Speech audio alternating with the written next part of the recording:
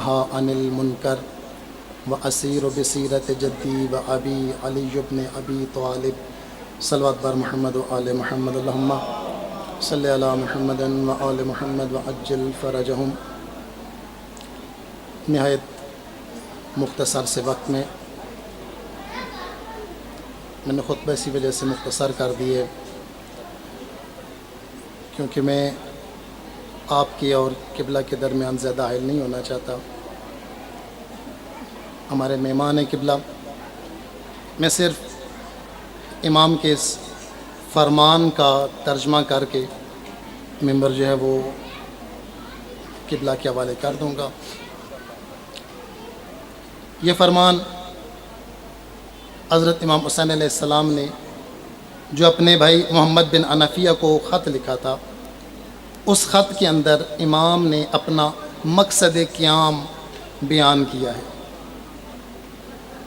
اپنے قیام کا ہدف، اپنے قیام کا مقصد امام حسین علیہ السلام نے ان الفاظ کے اندر بیان کیے ہے کہ انی لم اخرج عشرن ولا بطرا، کہ میں روئے زمین کے اوپر شر پھیلانے کے لیے نہیں نکل رہا، ولا مفسدن ولا ظالما، اور نہ ہی میں کسی کے اوپر ظلم اور فساد کرنے کے لیے نکل رہا ہوں۔ انما خرجت لطلب الاصلاح فی امت جدی، میں اپنے نانا کی امت کے درمیان اصلاح کرنا چاہتا ہوں۔ وارید ان آمر بالمعروف وانہی عن المنکر، اور میرا مقصد امر بالمعروف اور نہی عن المنکر کرنا ہے۔ واسیر بسیرت جدی و ابی علی بن ابی طالب، اور لوگ جو میرے بابا اور میرے نانا کی شریعت کو بلہا چکے ہیں، میں اس شریعت کو، میں اس سیرت کو دوبارہ زندہ کرنے کے لیے نکلا ہوں۔ اور مولا کے یہ سارا رستہ مدینہ سے لے کر مکہ، مکہ سے لے کر کربلا تک، کہیں کوئی بندہ، کسی رائٹر نے بھی یہ نہیں لکھا کہ مولا نے کسی جگہ پر کوئی ایسا قدم اٹھایا ہو جو امام کے اس فرمان کے مخالف ہو۔ کیوں ان کے قول اور فعل کے اندر تضاد نہیں ہوتا؟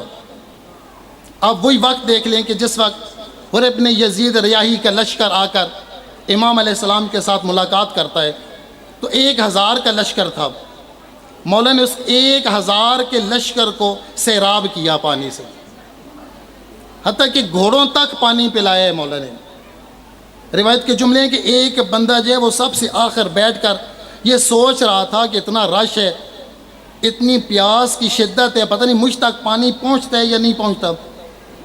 اس نے یہ سوچا ہی تھا کہ مولا تھوڑی سی دیر کے بعد جب آنکھیں کھولتے ہیں تو کیا دیکھتے ہیں کہ امام حسین علیہ السلام خود مشق لے کر اس بندے کے پاس کھڑے ہیں۔ اے بندے خدا، تو در حسین پر آ کر کیا سوچ رہا ہے؟ در حسین تو لوگوں کو زندگیاں دیتا ہے، در حسین تو لوگوں کو جینا سکھاتا ہے، تو یہاں آ کر موت کی تمنا کیسے کر رہا ہے؟ تو کیسے تم نے یہ سوچا ہے کہ تمہیں در حسین پر آ کر موت آ جائے گی؟ یہ تو مولا نے خود مشق کا دہانہ کھولا اور خود اسے پانی پلایا۔ اور امام حسین علیہ السلام نے روز عاشور کو ایک مرتبہ بھی یہ نہیں جتلایا، جب جناب علی اصغر کے لیے پانی مانگ رہے تھے، ایک مرتبہ بھی یہ نہیں کہا کہ کل میں نے تمہارے 1000 کے لشکر کو سیراب کیا تھا۔ نہیں، جتلانا یہ چھوٹے لوگوں کا کام ہوتا ہے۔ تو اس وقت حسین سے بڑھ کر کوئی اور نہیں تھا۔ اس وقت کے محمد کا نام حسین تھا۔ حضرت امام حسین علیہ السلام اپنے وقت کے محمد ہیں، اور مولا کا یہ فرمان کہ میں اپنے بابا اور نانا کی سیرت کو زندہ کرنے کے لیے نکلا ہوں۔ کہیں نہیں ملتا کہ مولا نے کبھی جتلایا ہو۔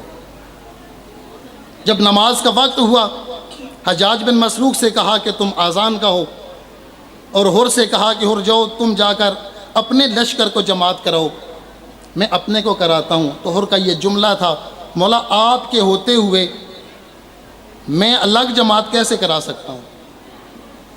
کہ وہ لوگ غلط بیانی کرتے ہیں جو یہ کہتے ہیں کہ ہور تو بخشا جائے گا، اس نے کون سی نمازیں پڑھی تھیں؟ تو ہور جب دشمن بن کر آیا تھا اس وقت بھی اس نے نماز آ کر امام حسین کے پیچھے پڑھی تھی۔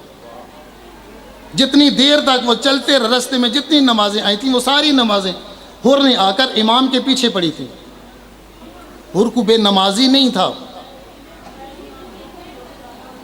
اور پھر یہ امام کا یہ فرمان کہ میں اپنے بابا کی سیرت کو زندہ کرنا چاہتا ہوں، جب ہور شب عاشور کو آ جاتا ہے مولا کے پاس، اپنے ہاتھ بندھے ہوئے تھے۔ یہ بعض علماء اور بعض ذاکرین حضرات یہ پڑھتے رہتے ہیں کہ مولا نے مہلت مانگی تھی۔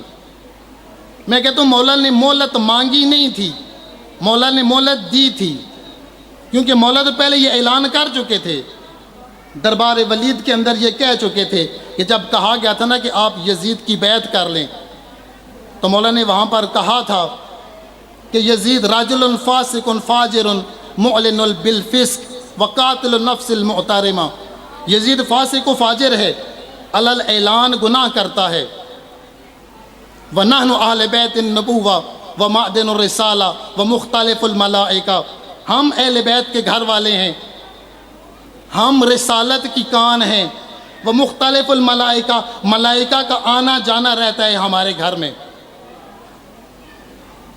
اور پھر آخر میں مولا نے فرمایا مثلی لا یبایع مثلا، مجھ جیسا اس جیسے کی بیعت نہیں کر سکتا، مجھ جیسا۔ یہ مولا نے کہہ دی، پھر مولا کو مہلت مانگنے کی کیا ضرورت تھی؟ مولا نے مہلت دی تھی، مولا دیکھ رہے تھے کہ بڑی کثیر تعداد میں لوگ جہنم کی طرف جا رہے ہیں۔ مولا نے انہیں ٹائم دیا تھا، ہور کا انتظار کر رہے تھے کہ ابھی یزید لشکر شام کے اندر میرا ایک سپاہی موجود ہے، میں اس کا انتظار کر رہا ہوں۔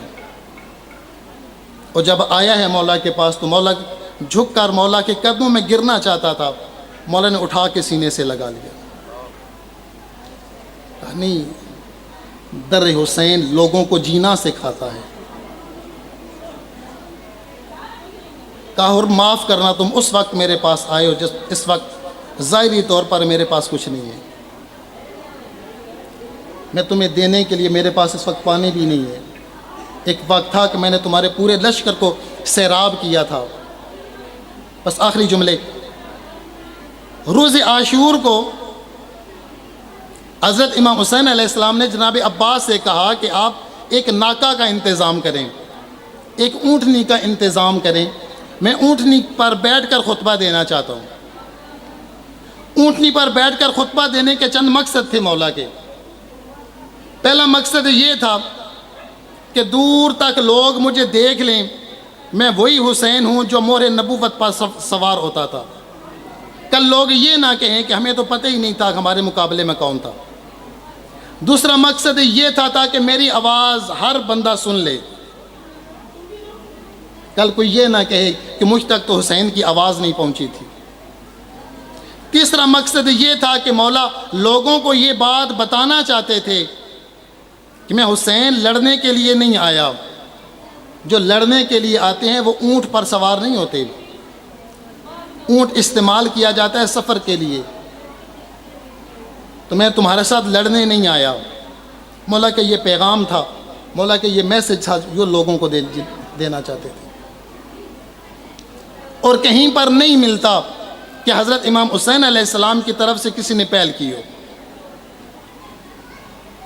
حالانکہ ایک مرتبہ شمر لانتی جو ہے وہ آتا ہے اور آ کر وہ مولا کے ساتھ بدتمیزی والے جملے بولتا ہے، تو زہیر ابن کین وہ کہتے ہیں مولا اگر آپ کہیں تو میں ایک تیر کے ساتھ اس کا کام تمام کر دوں۔ کہا نہیں زہیر، کل تاریخ والا یہ لکھنے پر مجبور ہو جائے گا کہ پہلا تیر حسین کی طرف سے چلا تھا۔ کہا نہیں، ہمارا مقصد امر بالمعروف کرنا ہے، ہمارا مقصد نہی عن المنکر کرنا ہے، میرا مقصد اپنے نانا اور بابا کی جو بھولی ہوئی سیرت ہے اسے زندہ کرنا ہے۔ میں اس رحمت للعالمین کا بیٹا ہوں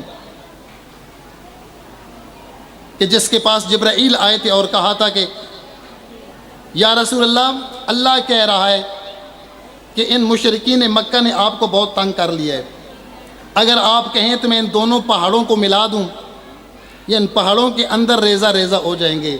کہا کہ اگر انہیں مارنا ہی تھا تو مجھے رحمت للعالمین بنا کر کیوں بھیجا ہے؟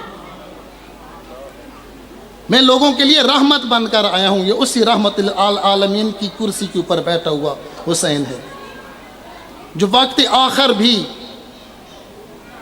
یہی کوشش ہے کہ اگر کوئی بندہ رائے راست پر آ جائے، اتنی کثیر تعداد میں لوگ جہنم کی طرف مائل ہو رہے ہیں، کہ انہیں جہنم کی آگ سے بچا لیا جائے۔ آخری دو جملے مصائب کے۔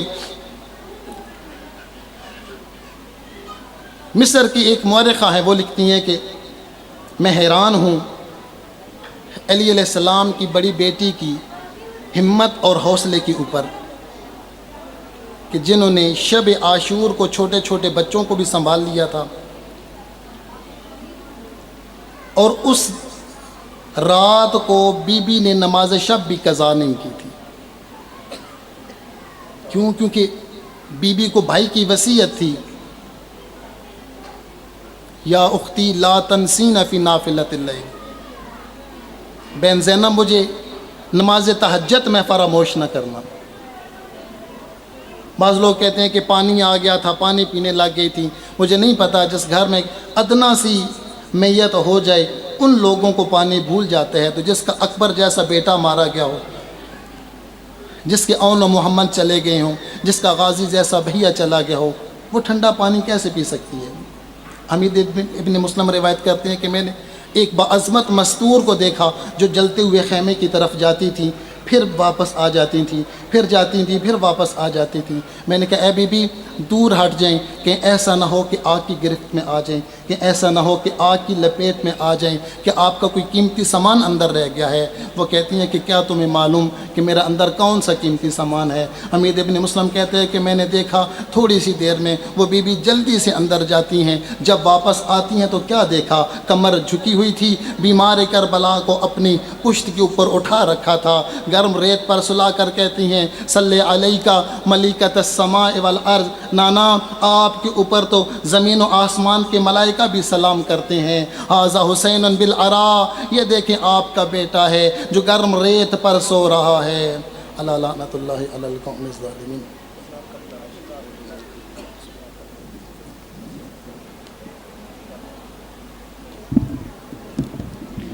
ماشاءاللہ، جزاک اللہ۔ یہ تھے مولانا عامر رضا، مولا کائنات ان کی زبان میں اور زیادہ تاثیر عطا فرمائے۔